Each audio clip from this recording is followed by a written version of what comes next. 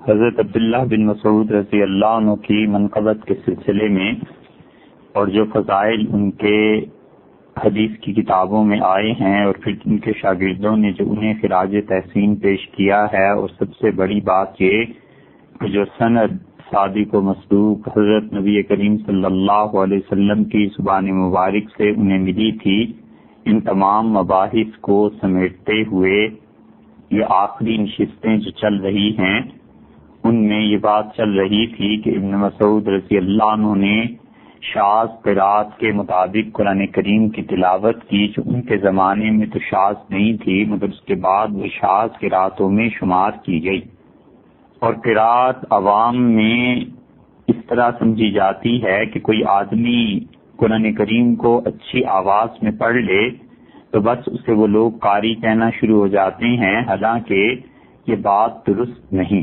قاری تو وہ ہوا کرتا ہے جسے سبع قرات کا علم ہو، ساتوں ائمہ جن جن قراتوں کو کرتے رہے ہیں ان کی تمام تفصیلات سے وہ واقف ہو، اور اسے پتا ہو کہ قرآن کریم میں کوئی ایک لفظ کس طرح کہاں پر پڑھا گیا ہے، پھر اسی لفظ کو دوسری جگہ کیسے پڑھا گیا ہے۔ مثلا آپ دیکھیے، ایک آسان سی مثال آپ سے عرض کرتے ہیں کہ وہ قرآن کریم جو حضرت عثمان رضی اللہ عنہ کی طرز کتابت پر، قریش کی خط و کتابت پر لکھے گئے تھے، ان کو آپ دیکھیں تو ہر جگہ آپ کو لفظ ابراہیم پر غور کرنا چاہیے۔ متعدد مقامات پہ اللہ تعالی نے ابراہیم کا لفظ استعمال فرمایا ہے، اور سیدنا ابراہیم علیہ السلام اللہ تعالیٰ کے جلیل القدر پیغمبروں میں سے تھے، بارہا ان کا تذکرہ قرآن کریم میں ملتا ہے، اور کہیں پر یہ آپ کو لفظ ملے گا ابراہیم یا کے دو نقطوں کے ساتھ، اور دو چشمی ہا کے بعد یا جو آتی ہے اس کے نیچے دو نقطے لگے ہوئے ہوں گے، اور کہیں پہ یہ ابراہیم آپ کو ملے گا بغیر نقطوں کی یا کے، اور ہا کو میم کے ساتھ ملا دیا گیا ہے، اور اسے زیر زبر پیش ان ذرائع سے ابراہیم پڑھا گیا ہے۔ تو ان دونوں میں فرق ہے۔ قرآن کریم پہ آپ غور کیجئے اور آپ متعدد مقامات پر جہاں یہ لفظ پائیں آپ کو یہ اختلاف ملے گا، تو جہاں پر دو نقطے نہیں ہیں حقیقت یہ ہے کہ وہاں پر بعض قراء نے اسے ابراہام پڑھا ہے۔ حضرت ابراہیم علیہ السلام کا نام اب بھی انگلش میں آپ ابراہام سے پڑھتے ہیں، اور اسی طرح اور زبانوں میں بھی وہ ابراہام پڑھا جاتا ہے۔ تو قرآن کریم میں بعض مقامات پر یہ ابراہام پڑھا ہے بعض قاریوں نے، اور وہی قاری جو ابراہیم پڑھتے ہیں جب اس مقام پر پہنچتے ہیں تو زیر زبر کی مدد سے اسے ابراہیم پڑھتے ہیں۔ تو یہ ایک اختلاف میں مثال نقل کی ہے، اس سے پہلے متعدد مثالیں نقل کی تھی کہ قرآن کریم کی قرات میں جو اختلافات ہیں، ائمہ سبع نے اسے جیسے پڑھا ہے اور پھر عشرہ نے جیسے پڑھا ہے، اس کے مطابق کسی انسان کو یہ پورے کا پورا علم حاصل ہو اور قرآن کریم کو وہ ساتوں قراتوں سے پڑھ سکتا ہو، اور اس کے ساتھ ساتھ اسے رسم الخط کا بھی علم ہو کہ قرآن کریم کو کس طرح سے لکھا جائے گا۔ تو جس انسان کو ان تمام علوم پر، رسم الخط پہ، قرات عشرہ پہ اور تجوید پہ مہارت حاصل ہوتی ہے اسے قاری کہا جاتا ہے، وگرنہ ہمارے زمانے میں یہ جتنے لوگ ہیں یہ امام عاصم رحمۃ اللہ علیہ کی قرات کے مطابق قرآن کریم پڑھتے ہیں، یہ حافظ ہیں، قاری نہیں ہیں۔ ان کو قاری کہنا ایسے ہی ہے جیسے کوئی بچہ پری میڈیکل میں ہو، 10ویں 11ویں میں، 8ویں 9ویں جماعت میں، اور لوگ اسے ڈاکٹر کہنا شروع کر دیں۔ بھئی وہ پری میڈیکل کو کلیئر کرے گا، پھر اس کے بعد میڈیکل کالج میں پہنچے گا اور پھر ڈاکٹر بنے گا۔ اس لیے قاری ہونا کوئی آسان بات نہیں ہے۔ اس پورے ملک میں قاری پائی کتنے جاتے ہیں، بہت تھوڑے ہیں۔ یہ جو جتنے بڑے بڑے نامور قاری ہیں آپ ان کے پاس چلے جائیں اور ان سے یہی مسئلہ پوچھ لیں کہ حضرت یہ ابراہیم کہیں قرآن کریم میں لکھا ہوا پاتا ہوں بغیر نقطوں کے اور کئی نقطوں والا، یہ کس قاری کی قرات میں ابراہیم نقطوں والا ہے اور کس قاری کی قرات میں ابراہیم بغیر نقطوں کے ہے؟ تو وہ 7 قاریوں کے نام نہیں جانتے۔ اتنا تفصیلی علم ان کے پاس کہاں سے آیا؟ وہ تو حافظ تھے، اور حافظوں نے اپنا نام قاری رکھ لیا۔ یہ ایسی ہے جیسے کوئی کمپاؤنڈر اپنے آپ کو ڈاکٹر کہنے لگے۔ تو پھر یہی چیزیں چلا کرتی ہیں. ظاہر ہے کہ جب جھوٹ اور نفاق معاشرے پر چھا جائے تو معاشرے میں کوئی آدمی اپنی اصل حیثیت سے باقی نہیں رہنا چاہتا. وہ چاہتا ہے کہ جو کچھ اس نے نہیں کیا ہے وہ ٹائٹل اور ڈگری بھی اسے مل جائے. اور اللہ نے یہودیوں کی قرآن کریم میں صرف بیان کی ہے وہ یحبون ان یحمدوا بما لم یفعلوا، اور یہودی یہ چاہتے ہیں کہ جو کام انہوں نے نہیں کیے اس کا کریڈٹ بھی انہیں پہنچے. تو اسے یاد رکھیے قرات ایک مستقل علم ہے. عوام کے نزدیک تو اچھی آواز میں پڑھ لیا بس قاری ہو گیا. جاننے والے جانتے ہیں کہ قاری کتنے ہیں اور کتنوں کو قرات کا پورا علم ہے. تو قراتیں دو طرح کی ہیں، ایک قرات متواتر ہے اور ایک قرات شاذہ ہے.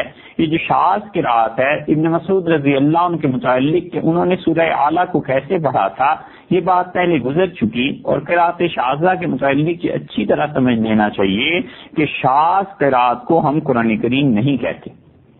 اگر کوئی شخص نماز میں شاذ قرات کو پڑھے تو اس کی نماز ہوگی ہی نہیں، کیونکہ وہ قرآن ہے ہی نہیں. اور نماز کے علاوہ اس کو تلاوت قرآن سمجھ کر اس کی تلاوت کرے تو یہ حرام ہے. کسی مسلمان کے لیے یہ جائز نہیں ہے کہ شاذ قراتوں کو قرآن کریم کی قرات سمجھے یا اسے پڑھے یا اپنے سامعین کو یہ احساس دلائے کہ یہ قرآن کریم ہے. وہ ختم ہو گئی، منسوخ ہو گئی.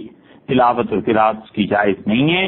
اور اس کی تعلیم، البتہ تعلم، اس کے متعلق لکھنا، اس کے متعلق بیان کرنا، لوگوں کو بتانا کہ یہ شاذ قرات ہیں، یہ سب جائز ہے.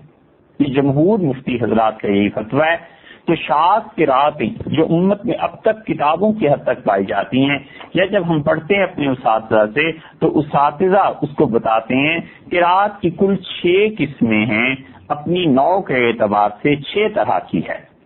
سب سے پہلے نمبر پہ متواتر قرات ہے. اور متواتر کا مطلب یہ ہے کہ جسے ایک پوری جماعت نے دوسری جماعت سے نقل کیا ہو، اتنی مشہور اور واضح ہو، جیسے لاہور کا پاکستان میں ہونا واضح ہے، جیسے دلی کا ہندوستان میں ہونا اور واشنگٹن کا امریکہ میں ہونا. کوئی شک و شبہ جس چیز میں نہ رہے، یہ متواتر قرات ہے. اور ہمارا ایمان اور عقیدہ اور ہمارے ایمان اور عقیدے کا حصہ ہے کہ قرآن کریم حضور اکرم صلی اللہ علیہ وسلم سے لے کے ہم تک متواتر پہنچا ہے. آج جو کچھ ہم 2 گتوں کے درمیان جلد ہوا پاتے ہیں اور سورہ فاتحہ سے لے کے والناس تک جتنا کچھ ہم دیکھتے ہیں اور پڑھتے ہیں، یہ سب کا سب اپنی قراتوں سمیت حضور اکرم صلی اللہ علیہ وسلم سے لے کے ہم تک متواتر پہنچا ہے. اس میں ایک حرف، ایک لفظ کی کمی بیشی نہیں ہوئی. جیسے اللہ تعالیٰ نے جبریل امین کو دیا تھا، جبریل کو اللہ نے کہا ہے کہ وہ امین ہے، امانت دار ہے، ہمارے پاس سے لے کے جاتا ہے، ویسے ہی انہوں نے رسول اللہ صلی اللہ علیہ وسلم کو دیا.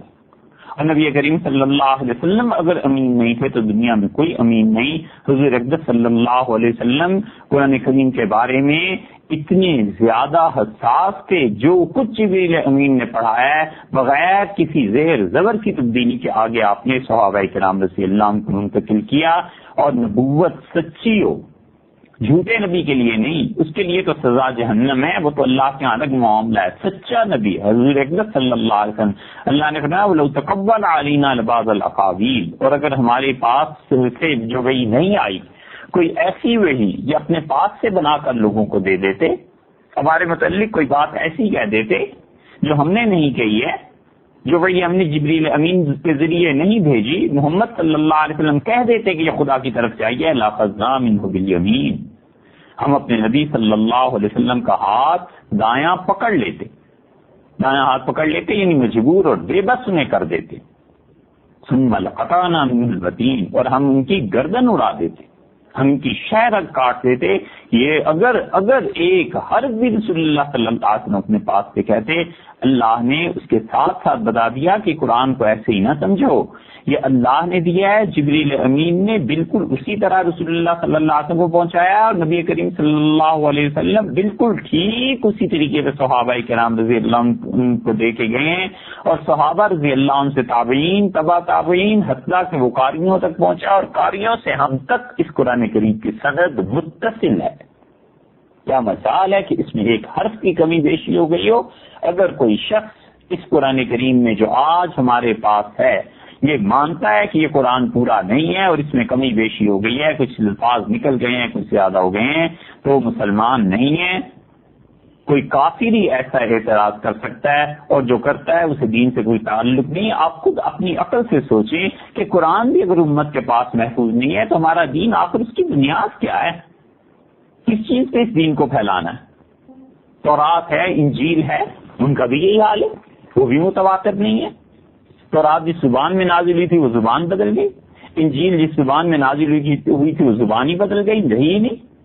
تورات اور انجیل کے پیچھے کوئی بھی ہسٹوریکل بیک گراؤنڈ ہے؟ ہمارے مذہب کے حق ہونے کے اور اسلام کے صحیح ہونے کے بہت بڑے دلائل میں سے یہ ہے کہ ایک امت نے دوسری امت سے نقل کیا ہے، ایک گروہ نے دوسرے گروہ سے نقل کیا ہے، اور حضور اکرم صلی اللہ علیہ وسلم سے لے کے اب تک 1500 برس میں یہ قرآن کریم متواتر آیا ہے۔ تو متواتر قرات وہ جسے ایک بہت بڑے جمع غفیر نے، سینکڑوں ہزاروں لوگوں نے پڑھا اور اگلی نسل کو پڑھایا۔ جیسے سینکڑوں ہزاروں لوگوں نے آج سے 200 سال پہلے دیکھا لاہور ایک شہر تھا، پھر اس کے بعد انہوں نے اپنے بچوں کو بتایا کہ لاہور ایک شہر تھا، بچے بڑے ہوئے انہیں پتہ چل گیا، پھر انہوں نے دوسری نسل کو بتایا، تیسری نسل کو بتایا۔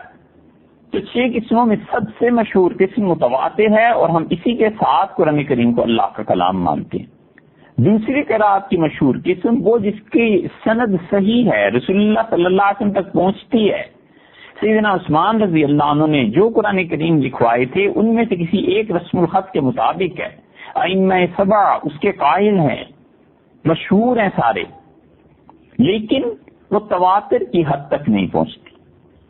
بس تواتر میں اس میں یہ فرق ہے کہ وہ قرآن نے نقل کیا ہے، لیکن وہ علمی طور پر پڑھا جاتا ہے، ہر مسلمان اسے نہیں جانتا۔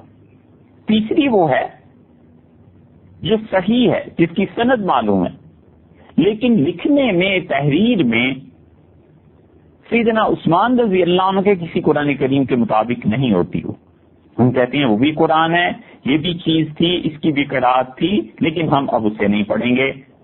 اور چوتھی قرآن کریم کی وہ چیز ہے جو شاذ ہے، یہ قرات شاذ کا مطلب یہ ہے وہ جو پہلے آپ سے عرض کر دیا ہے کہ اس کا نہ پڑھنا جائز ہے، نہ اس کو قرآن کریم کو نہ اس کے مطابق لکھی ہوئی بات کو قرآن کریم کہنا جائز ہے، الا یہ کہ تعلیم کے لیے ہو۔ اور شاذ قراتوں میں وہ ابن مسعود رضی اللہ عنہ کی ایک قرات آتی ہے جس کا تذکرہ پچھلی نشست میں گزر چکا۔ مثلا آپ دیکھیے اللہ تعالیٰ نے فرعون کو کہا فَالْيَوْمَ نُنَجِّيكَ بِبَدَنِكَ، ہم آج کے دن تیرے جسم کو بچائیں گے۔ اب ننجی میں جو جیم ہے اسے بعض لوگوں نے ہا کے ساتھ پڑھا ہے، فَالْيَوْمَ نُنَحِّيكَ، تو نہا ایک طرف کر دینا، آج ہم تیرے جسم کو ایک طرف کر دیں گے۔ اب اس شاذ قرات کو کوئی نہیں پڑھتا، تو سب سے پہلے متواتر، پھر مشہور، پھر صحیح، پھر شاذ، اور پانچویں قرات وہ ہے جو موضوع ہے، جھوٹ ہے، خام خواہ راویوں نے اپنے پاس سے بنا کے اسے قرآن کی قرات کے طور پر کہہ دیا۔ یہ راوی کی بحث انشاءاللہ آگے کو آ جائے گی۔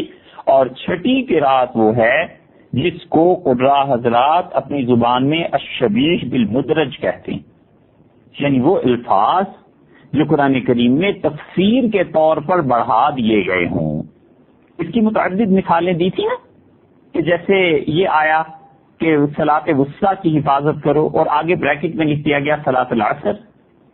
سعد بن ابی وقاص رضی اللہ عنہ کی قرات میں ایسے آتا ہے، حضرت عبداللہ بن عباس رضی اللہ عنہ کا حوالہ دیا تھا صحیح بخاری کی روایت سے کہ لیس علیکم جناح ان تبتغوا فضلا من ربکم، کوئی گناہ نہیں ہے تم پہ، تم اپنے پروردگار کا فضل تلاش کرو، تجارت کرو حج کے موسم میں۔ اس میں جو آ گیا تھا آگے فی مواسم الحج، یہ فی مواسم الحج کا جو اضافہ ہے یہ عبداللہ بن عباس رضی اللہ عنہ کی قرات میں آتا ہے، یہ ہے، اس کو وہ کہتے ہیں کہ مدرج ہے۔ تو یہ قرات مدرج کے حوالے لیتے ہیں، یہ قرات شاذ کے حوالے لیتے ہیں مستشرقین اور کافر، اور کہتے ہیں قرآن پورا نہیں۔ عبداللہ بن زبیر رضی اللہ عنہ کی روایت میں آ گیا تھا نا، وَلْتَكُن مِّنكُمْ أُمَّةٌ يَدْعُونَ إِلَى الْخَيْرِ وَيَأْمُرُونَ بِالْمَعْرُوفِ وَيَنْهَوْنَ عَنِ الْمُنكَرِ وَيَسْتَعِينُونَ بِاللَّهِ عَلَىٰ مَا أَصَابَهُمْ، یہ يَسْتَعِينُونَ بِاللَّهِ عَلَىٰ مَا أَصَابَهُمْ جو تھا یہ شبیہ بالمدرج کہلاتی۔ اسی لیے سیدنا عمر رضی اللہ عنہ نے کہا تھا کہ ابن زبیر کی قرات ہے، یہ اس نے تفسیر کی ہے، اور حسن رحمت اللہ علیہ کی قرات وَإِن مِّنكُمْ إِلَّا وَارِدُهَا، اور ورود کے مطلب انہوں نے دخول سے بیان کیا. یہ سب کی سب چیزیں ایسی ہیں جو شبیہ بالمدرج کہلاتی ہیں. اب کسی کافر کو اگر علم ہی نہیں ہے، کسی علم کے اصول ہی معلوم نہیں ہے، اب وہ کہتا ہے جی تمہارے قرآن میں ایسے ہے، تمہارا قرآن ایسے ناقص ہے، بخاری کی روایت ایسے آئی، ابن ماجہ کی روایت ایسے آئی. ہم کہتے ہیں بھائی تم قرات کے علم کو پڑھیے، آپ پڑھنے کے بعد اعتراض کیجئے کہ یہ کیا کیا چیزیں. یہ ایسے ہی ہے جیسے کوئی ڈاکٹر ہے، اور یہ جملہ ڈاکٹر ہی سمجھ سکتے ہیں.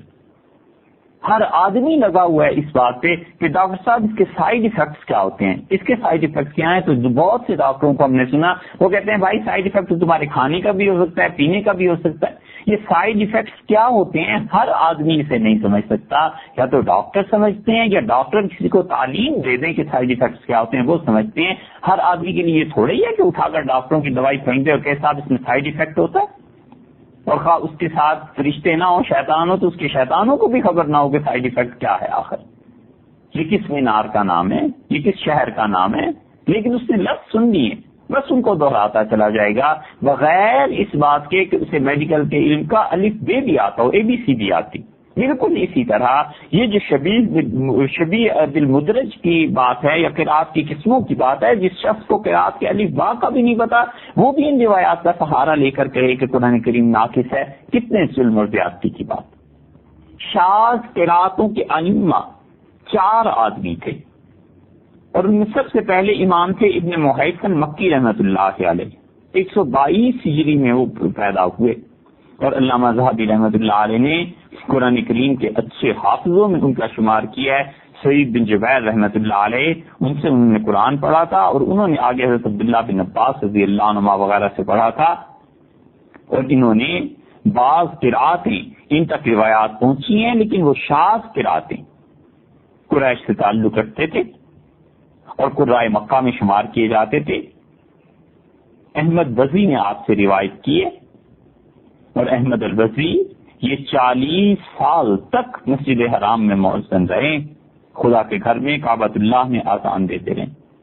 امام بخاری رحمۃ اللہ علیہ نے فرمایا کہ بشار ان کا نام تھا، اور یہ پہلے مشرکین میں سے تھے، پھر اس کے بعد انہوں نے اسلام قبول کر لیا تھا، اور انہوں نے قرآن کریم کو پڑھا. اور احمد بزی کی جو دوسری روایات ہیں اس میں ان کی قرات متواتر ہے. تو اس لیے ایک تو ائمہ قرات شاذہ میں سے پہلے امام ابن محیثن مکی ہیں، اور دوسرے امام یحییٰ یزیدی ہیں، ابو محمد یحییٰ بن مبارک بصری رحمۃ اللہ علیہ، اور قرات کے ائمہ میں سے تھے، اور بصرہ میں لوگ ان سے قرآن کریم پڑھتے تھے. حافظ ذہبی رحمۃ اللہ علیہ نے انہیں بہت اچھے الفاظ سے یاد کی ہے. معرفت القراء الکبار جو انہوں نے کتاب لکھی ہے، بہت اچھی کتاب ہے حافظ ذہبی رحمۃ اللہ علیہ کی بھی، اور انہوں نے یحییٰ یزیدی رحمۃ اللہ علیہ کی بڑی تعریف کی. انہوں نے اپنی قرات میں خود بعض چیزوں میں اپنے اختیار سے بھی کام لیا ہے. یہ بھی ایک لمبی بات ہے، لیکن قرآن کریم کو انہوں نے بہت ہی زیادہ محنت کر کے حاصل کیا تھا. یہ کہتے تھے کہ میرے والد یحییٰ ان کا نام تھا نا، یحییٰ بن مبارک، تو کہتے تھے میرے والد مبارک جو تھے وہ امام ابو عمر بصری رحمۃ اللہ علیہ کے پاس گئے، اور مکہ مکرمہ میں ملاقات ہوئی. تو میرے والد نے امام ابو عمر بصری رحمۃ اللہ علیہ سے عرض کیا کہ حضرت میرے بیٹے کو قرآن پڑھا دیں، اور والد مجھے مکہ میں چھوڑ کر چلے گئے. اور میرا حال یہ تھا کہ اس کے بعد میں ان سے ملا ہی نہیں، اور چیزیں پڑھتا رہا، یہاں تک کہ والد تجارت کے لیے گئے اور پھر واپس آ گئے. اور واپسی کے وقت جو امام ابو عمر بصری رحمۃ اللہ علیہ تھے والد کو سن کے ملاقات کے لیے آئے، تو انہوں نے کہا یحییٰ کا کیا بنا؟ تو انہوں نے کہا جب سے تم نے کہا تھا اس دن کے بعد سے آپ کے لڑکے نے ہی نہیں دکھایا. تو والد کو شدید غصہ آیا. انہوں نے کہا جب تک میرا بیٹا کھڑے کھڑے تم سے پورا قرآن نہ پڑھ لے یہ گھر میں خدا کی قسم داخل نہیں ہو سکتا. اور کہتے ہیں اب میری جان اٹک گئی، اور میں نے وہی کیا جو والد نے کہا تھا. امام ابو عمر بصری رحمۃ اللہ پر بیٹھ گئے، اور میں ان کے سامنے کھڑا ہو گیا، اور پھر نماز کے اوقات کے علاوہ پھر میں بیٹھا نہیں. کھڑے ہو کے جب تک پورا قرآن کریم میں نے ان کو سنا نہیں دیا والد نے گھر آنے کی اجازت نہیں دی. تو ایسے لوگ تھے. یہ دوسرے امام ہیں آیا ان کی قرات شاذ ہے.